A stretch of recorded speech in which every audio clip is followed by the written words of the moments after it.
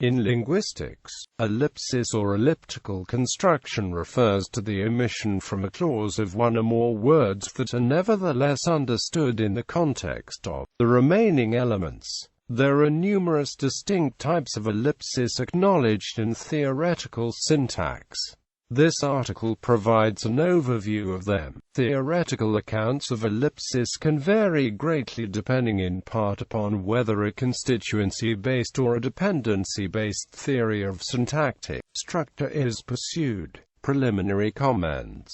Varieties of ellipsis have long formed a central explicandum for linguistic theory, since elliptical phenomena seem to be able to shed light on basic questions of form-meaning correspondence. In particular, the usual mechanisms of grasping a meaning from a form seem to be bypassed or supplanted in the interpretation of elliptical structures, ones in which there is meaning without form. In generative linguistics, the term ellipsis has been applied to a range of phenomena in which a perceived interpretation is fuller than that which would be expected based solely on the presence of linguistic forms. One trait that many types and instances of ellipsis have in common is that the appearance of ellipsis is optional. The occurrence of VP ellipsis, for instance, is often optional, e.g., he will help, and she will, too. Whether or not the verb help is elided in this sentence is up to the speaker and communicative aspects of the situational context in which the sentence is uttered. This optionality is a clear indication of ellipsis. At other times, however, ellipsis seems to be obligatory, for instance with cases of comparative deletion, e.g., more girls were there today than girls were there yesterday.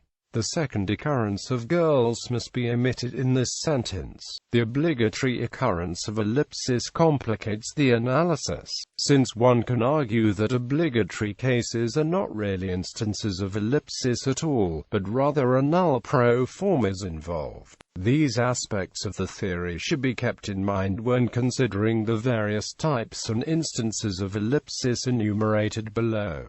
Types of ellipsis. There are numerous widely acknowledged types of ellipsis. 9 of them are mentioned and briefly illustrated below. 1. Gapping. 2. Stripping. 3. VP ellipsis. 4. Pseudo Gapping. 5. Answer fragments. 6. Sluicing. 7.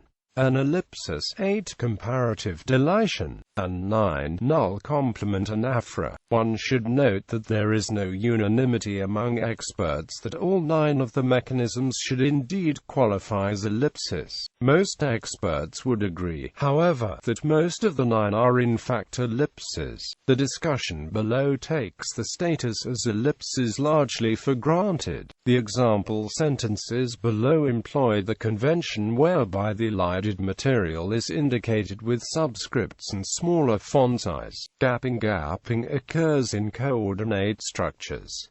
Redundant material that is present in the immediately preceding clause can be gapped. This gapped material usually contains a finite verb. Canonical cases have a true gap insofar as a remnant appears to the left and to the right of the elided material. John can play the guitar, and Mary can play the violin. Gapping. Fred took a picture of you, and Susan took a picture of me. Gapping. While canonical cases have medial gaps as in these two sentences, the gap need not be medial, and it can even be discontinuous, e.g., she persuaded him to do the homework, and he persuaded her to do the homework.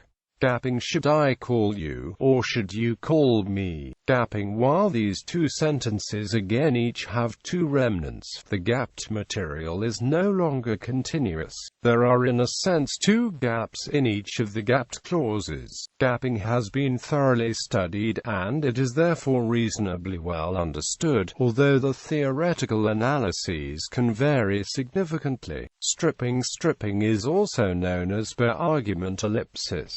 Many linguists take stripping to be a particular manifestation of gapping whereby just one remnant appears in the gapped clause instead of the two that occur in instances of gapping. The fact that stripping is limited to occurring in coordinate structures is the main reason why stripping is integrated into the analysis of gapping. John can play the guitar, and Mary can play the guitar, too. Stripping. Sam has attempted problem 1 twice, and he has attempted problem 2 also. Stripping. These examples illustrate that stripping is flexible insofar as the remnant in the stripped clause is not limited in function. It can, for instance, be a subject as in the first sentence, or an object as in the second sentence. A particularly frequent type of stripping is not stripping, e.g., Sam did it, not Fred did it.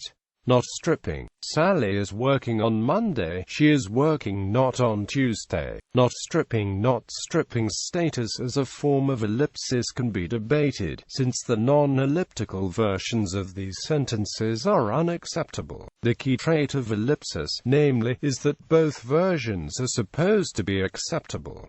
Verb phrase ellipsis. Verb phrase ellipsis is a particularly frequent form of ellipsis in English.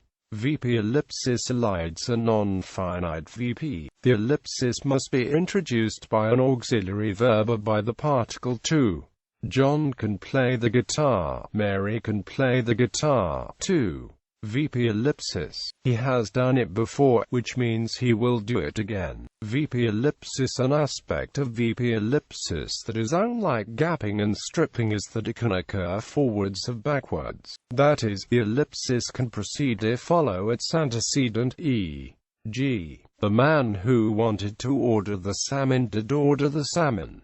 VP ellipsis. The man who wanted to order the salmon did order the salmon. VP ellipsis. Of the various ellipsis mechanisms, VP ellipsis has probably been studied the most, and it is therefore relatively well understood. Pseudo gapping. Many linguists take pseudo gapping to be a particular manifestation of VP ellipsis. Like VP ellipsis, pseudo gapping is introduced by an auxiliary verb. Pseudo gapping differs from VP ellipsis, however, insofar as the elided VP is not entirely gone, but rather one remnants of the VP appear. This aspect of pseudo gapping gives it the outward appearance of gapping. Pseudo gapping occurs frequently in comparative and contrastive contexts. They have been eating the apples more than they have been eating the oranges. Pseudo gapping. I will feed the chickens today if you will feed the chickens tomorrow. Pseudo gapping. Pseudo gapping is more restricted in distribution than VP ellipsis. For instance, it can hardly occur backwards, i.e., the ellipsis can hardly precede its antecedent. Further examples: would you want to say that to me, or would I want to say that to you? Pseudo gapping. They could read this book more easily than they could read that book. Pseudo gapping. Another noteworthy trait of pseudo gapping is that it is absent from languages related to English. Our answer ellipsis. Our answer ellipsis associated with question-answer pairs involves ellipsis. The question focuses an unknown piece of information, often using an interrogative word. The corresponding answer provides the missing information, and in so doing, the redundant information that appeared in the question is elided, e.g., Q. Who has been hiding the truth? A. Billy has been hiding the truth. Answer fragment Q. What have you been trying to accomplish? A. I have been trying to accomplish this darn crossword. Answer fragment. The fragment answers in these two sentences are verb arguments. The fragment can also correspond to an adjunct, e.g., Q. When does the circus start? A. The circus starts tomorrow. Answer fragment Q. Why has the campaign been so crazy? A. The campaign has been so crazy due to the personalities. Answer fragment. Answer ellipsis occurs in most if not all languages. It is a very frequent type of ellipsis that is omnipresent in everyday communication between speakers. Sluicing usually elides everything from a direct or indirect question except the questioned word. It is a frequent type of ellipsis that appears to occur in most if not all languages. It can operate both forwards and backwards like VP ellipsis, but unlike gapping, stripping, answer fragments, and pseudo gapping, e.g., John can play something, but I don't know what he can play. Sluicing when he will call I don't know, but John will definitely call. Sluicing. The sluicing illustrated with these two sentences has occurred in indirect questions. Sluicing in direct questions is illustrated with the following two examples. A. Something unusual happened. B. What happened? Sluicing. A. He has been working on the problem. B. When has he been working on the problem? Sluicing has been studied intensely in the past decade and can be viewed as a relatively well-understood ellipsis mechanism, although the theoretical analysis of certain aspects of sluicing remains controversial. Nominal ellipsis. Noun ellipsis occurs when the noun and potentially accompanying modifiers are omitted from a noun phrase. Nominal ellipsis occurs with a limited set of determinatives in English, whereas it is much freer in other languages. The following examples illustrate nominal ellipsis with cardinal and ordinal numbers. Fred did 3 onerous tasks because Susan had done 2 onerous tasks. Nominal ellipsis. The first train and the second train have arrived. Nominal ellipsis in the following two sentences illustrate nominal ellipsis with possessive determiners. I heard Mary's dog, and you heard Bill's dog. An ellipsis. If Doris tries my chili, I will try hers chili. An ellipsis. Comparative deletion. Comparative deletion occurs in comparative clauses introduced by then in English. The expression in the comparative clause is elided that corresponds to the expression focused by a comparative morph such as more or in the antecedent clause, e.g., more people arrived than we expected people would arrive. Comparative deletion. She ordered more beer than we could drink beer. Comparative deletion. Doris looks more satisfied than Doreen looks satisfied.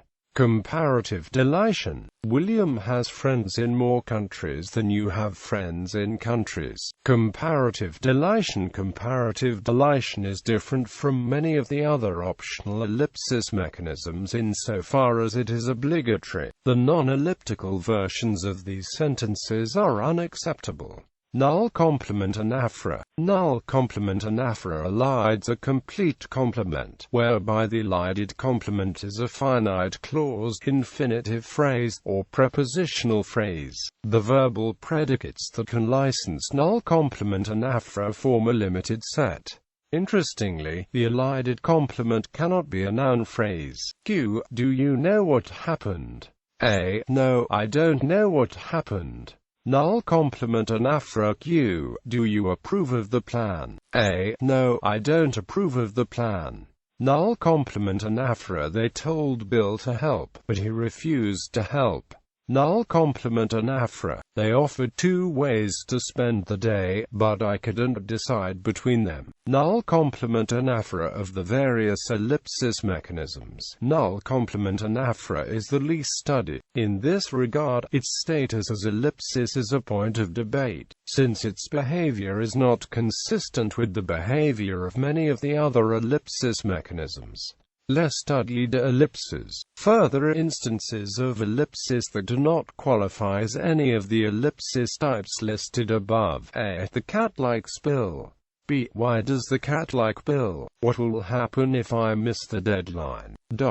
With such data in mind, it is apparent that more work on ellipsis needs to be done before any sort of complete inventory of ellipsis mechanisms can be stipulated. Theoretical challenges. Theoretical accounts of ellipsis struggle. One reason is that the elided material of many instances of ellipsis often does not qualify as a constituent, the constituent being the fundamental unit of syntactic analysis associated with phrase structure or grammars. What this means is that formal accounts of ellipsis must seek some way of accounting for the fact that many of the ellipsis mechanisms enumerated above can elide word combinations that do not qualify as any recognizable unit of syntax. One widespread approach to the challenge is to assume movement. What happens is that remnants are moved out of a greater constituent first so that the greater constituent can then be elided in full. By assuming movement first and ellipsis second, a theory of syntax can be maintained that continues to build on the constituent as the fundamental unit of syntactic analysis.